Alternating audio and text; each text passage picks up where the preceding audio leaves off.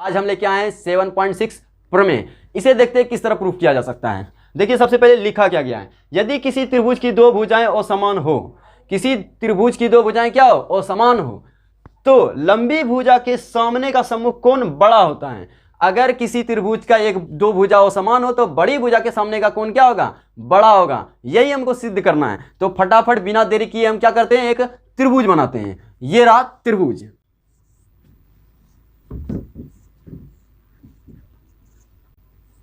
ABC मेरा त्रिभुज है। इसमें देखिए AB AC से क्या है, बड़ी भुजा है, तो हम AB क्या दिया गया है, AC से बड़ा दिया गया है। जो दिया गया है उसे भी लिखते हैं।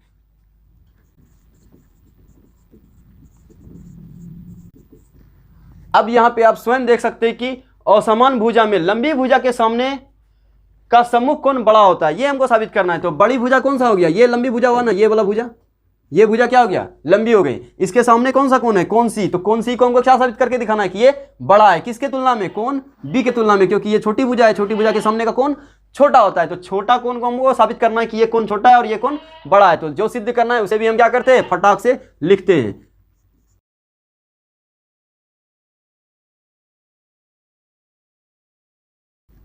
ये हमने लिख दिया कि कौन सी बड़ा होगा कौन सी से, ये हमको सिद्ध करके दिखाना है। आगे क्या चलेंगे, रचना में। रचना क्या करेंगे, AC के बराबर में एक रेखा खींच देंगे AP पर, यानी कि AB पर एक बिंदु लेंगे, P बिंदु। मान लीजिए यहां पर हम क्या कर दिए, बिंदु P ले लिए। ये AP क्या होगा, AC के बराबर बिंदु एक ले लेंगे और उसको P से क्या करेंगे, C को मिला देंगे। तो इसको क्या कहां लिखेंगे, रचना में लिखेंगे। तो रचना कीजिए।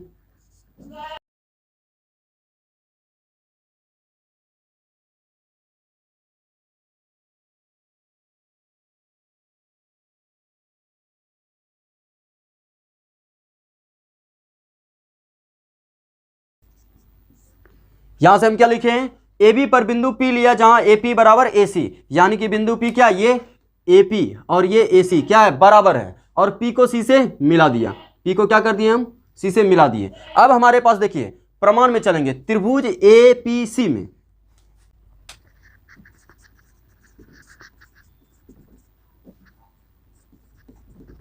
APC में देखिए क्या है, AP बराबर AC दिया गया है।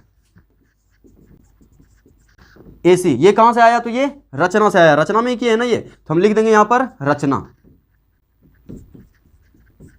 रचना से क्या हो गया, ये बराबर। अब आप याद कीजिए प्रमेय 7.2 क्या कहती है। इस प्रमेय 7.2 आप इसी चैनल के प्लेलिस्ट में त्रिभुज चैप्टर में जाकर के 7.2 प्रमेय को देख सकते हैं। और वो हमने प्रूफ भी किया है कि किसी समद्विबाहु त्रिभुज के समान भुजाओं के सम्मुख कोण बराबर होते हैं। ये है प्रमेय 7.2। अब देखिए इस त्रिभुज में APC में ये दो भुजा बराबर है, तो दो भुजा बराबर है तो दोनों क्या हो जाएगा, समद्विबाहु त्रिभुज हो जाएगा। और इसके सामने का कोण क्या हो जाएगा, कोण ये वाला और कोण ये वाला बराबर हो जाएगा, यानी कि APC और ACP दोनों कोणों क्या हो जाएगा, आपस में बराबर हो जाएगा। तो प्रमेय 7.2 के वजह से हम लिखते हैं कि कोण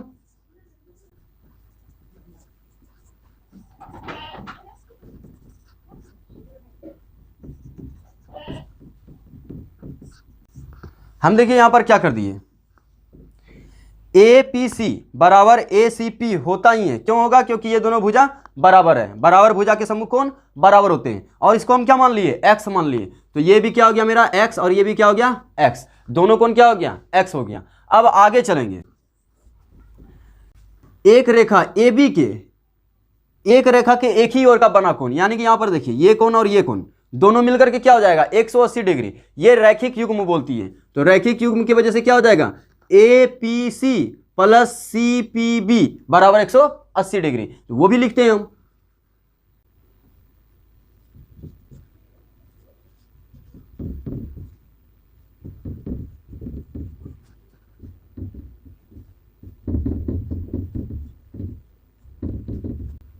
रैखिक युग्म की वजह से क्या हो जाएगा, ये दोनों कोण बराबर। देखिए इस दोनों कोण में किसको हम X माने हैं, APC इसी को X माने ना, तो इसको क्या करेंगे, X लिख देंगे। X को उस पार भेजने पर, X इधर क्या है प्लस में, जब उस तरफ जाएगा तो माइनस में हो जाएगा। यहां तक आपको समझ में आ गया कि ये दोनों क्या है, रैखिक युग्म में, इसके वजह से 180 होगा। इसका मान X हम मान चुके हैं यहां से, तो X मानने के बाद इसको इस पार भेजेंगे तो -X हो जाएगा। अब यहां से देखिए ये रहने दीजिए, अब त्रिभुज पीबीसी में देखिए, पीबीसी में क्या हो जाएगा, पीबीसी में त्रिभुज ये कोण और ये कोण और ये कोण, यानी कि 3 कोण होता है ना त्रिभुज में, तीनों कोण का योग क्या होता है, ये भी तो 180 होता है। तो इसको भी हम क्या करेंगे, अब लिखेंगे, अब त्रिभुज पीबीसी में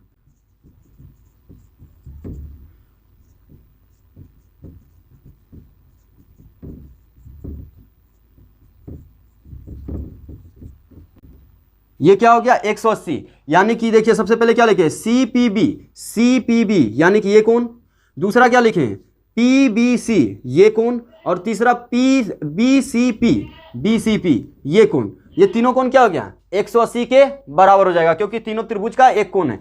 ये त्रिभुज में तीनों कोण का योग क्या हो जाएगा 180। इसमें देखिए क्या दिया गया है, सीपीबी, यहाँ सीपीबी का मान क्या दिया 180 माइनस एक्स, इसको हम समीकरण 2 बोल देते हैं। तो यहां क्या कर देंगे, इसका मान रख देंगे 180 माइनस एक्स, यहां लिखते हैं हम।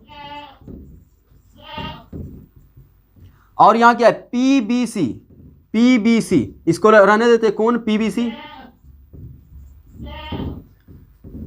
दूसरा कौन क्या दिया है प्लस कौन बीसीपी, बीसीपी। तो देखिए ये कौन है ना, इसको हम क्या कर देते हैं, मान लेते हैं कि ये कौन क्या है वाई है, तो यहां पर हम लिख देते हैं वाई। अब क्या करेंगे, इसके जगह पे वाई लिख देंगे। अब यहां पर आप पूछेगा कि y कहां से आया, तो y क्या किए हम माने हैं, तो बगल में लिख देंगे माना।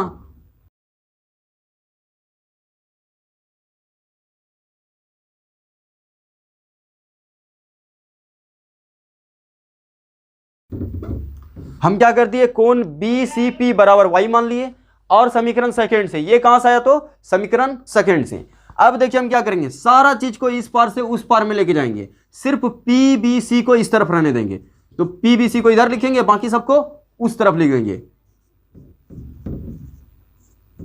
ये दिया गया है उस पार में क्या 180, ये 180 इस पार से उस पार जाएगा, क्या हो जाएगा, ये प्लस में है ना, इधर जाएगा तो माइनस 180, ये माइनस एक्स है उधर जाएगा तो प्लस एक्स, ये प्लस वाई में उधर जाएगा तो माइनस वाई।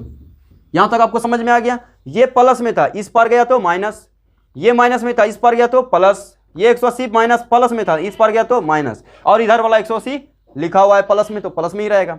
देखिए ये प्लस और ये माइनस कट जाएगा, बचा क्या x माइनस वाई, इसको मान लेंगे समीकरण थर्ड। और देखिए ये क्या है पीबीसी, तो ये हो गया पीबीसी। तो पीबीसी को नहीं लिख सकते एबीसी, क्योंकि पी से बी जाएंगे बी से सी जाएंगे, ये कौन हुआ, तो ए से भी बी जाएंगे बी से सी जाएंगे, तो कौन क्या रहेगा यही रहेगा ना। तो हम इसको लिख सकते हैं ए बी सी, क्यों लिख सकते हैं, क्योंकि ए बी पर ही बिंदु पी है, तो इसी वजह से हम लिख सकते हैं कौन ए बी सी। समीकरण थर्ड इसको नहीं मान करके हम क्या करेंगे, इसे मान लेंगे समीकरण थर्ड। अब एक बार देखिए ये कैसे लिखें, जब यहां से हम यहां जाएंगे और ये लिखेंगे, ये कौन हो गया ना इस तरह से, ये कौन है पी बी सी, तो हम P से जा रहे हैं B, B से जा रहे हैं C, तो ये कौन B कौन हुआ। अगर यदि हम A से B जाएंगे और B से C जाएंगे तो भी यही कौन रहेगा ना, तो हम P लिखिए या A लिखिए कोई दिक्कत नहीं है। अगर हम P लिखते थे ये भुजा कम है, A लिखेंगे भुजा का मान बढ़ेगा, कोण का मान नहीं। यहाँ हम क्या लिख रहे हैं, कोण के बारे में लिख रहे हैं ना, तो कोण हम लिख सकते हैं ABC, PBC को लिख सकते हैं ABC। अब देखिए ये क्या हो गया x माइनस वाई, लेकिन अगर C के बारे में लिखा जाए ACB, यदि ACB लिखा जाए तो ACB के लिए क्या हो जाएगा,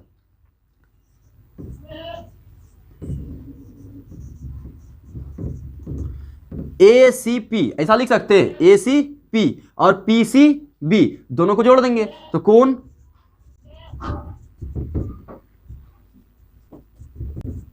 ACP प्लस PCB दोनों को जोड़ देंगे। इसका मान क्या माने हम, तो इसको बोले हैं x और इसको क्या बोले हैं PCB को। देखिए यहाँ PCB को यहाँ पर माने BCP हो या PCB हो, आप इधर से इधर जाइए, यानी देखिए यहाँ से यहाँ जाइए या यहाँ से यहाँ जाइए, कौन तो ये भी रहेगा।